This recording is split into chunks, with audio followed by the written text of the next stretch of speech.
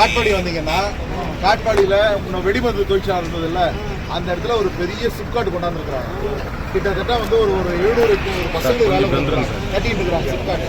நீங்கள் இங்கே இருந்தால் வேலை நம்மளை தேடி வராதுன்னா, நான் இப்போ சொல்கிற மாதிரி இப்போ மனோஜ் கிட்ட சொல்கிறேன், நீ என்ன பண்ணு, படித்த பசங்களோட பயோடேட்டெல்லாம் வாங்கி மொத்தமாக கொண்டாந்து என்னென்ன படிச்சுதானே எல்லாத்தையும் கலெக்ட் பண்ணு, அந்த சிப்காட்டில் கொண்டாந்து கொடு. அதே மாதிரி அங்கேருந்து கொஞ்சம் தூரமான ராணிப்பட்டி பக்கத்தில் கிட்டத்தட்ட மகிமண்டலத்தில் காட்பாடி சட்டமன்றத்தில் 2 சிப்காட்டு கிட்டத்தட்ட 5000 பேருக்கு வேலை கிடைக்க போகுது. நீங்கள் இங்கேயே இருந்தால் தெரியாது. நீங்கள் இந்த மாதிரி இப்போ மனோஜை கேளுங்க, எம்எல்ஏ கேளுங்க, இல்லை என்ன கேளுங்க. இப்போ கேட்குறீங்கல்லப்பா, நான் சொல்கிறேன் மனோஜ் நீ என்ன பண்ணு, எல்லா வீடுக்கெல்லாம் சொல்லி எல்லா படித்த பசங்க யார் யார் இருக்காங்களோ அவங்களோட பயோடேட்டா எல்லாத்தையும் ஒன்று ரெடி பண்ணி, பேர் விலாசம் என்ன படிச்சிருக்காங்கலாம் பண்ணி எல்லாத்தையும் ரெடி பண்ணி மொத்தமாக கொண்டா நான் அந்த சிப்காட் ஃபேக்ட்ரியில் இருக்கவங்களுக்கு கொடுக்குறேன். நிறைய பேர் வேலை எடுக்கிறாங்க. என்ன பையன் உங்கள் பசங்க என்ன படிச்சிருக்காங்க? சரி, ஏன் மேலே படிக்க வைக்கலாம்?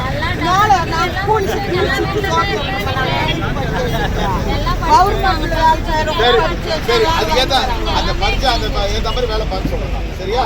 ரைட். சாப்பிட்டீங்களா? வேலை சாப்பிட்டீங்களா? என்ன சாப்பிட்டீங்க?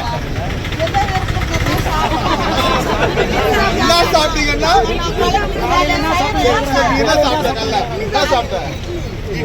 நான் கழுவி சாப்பிட்டேன். எங்க அப்பா சொல்லுவாங்க அந்த காலத்துல படிக்கும்போது சொல்லுவாங்க, எங்க அப்பா எவர் அவங்க எல்லாம் சோறு துண்டுறவங்கப்பா, நம்ம களி துண்டுறவங்க பண்ணுவாங்க. அந்த மாதிரி நீ வெந்த சோறு சாப்பிட்ற, நான் வெந்த களி தின்றேன்.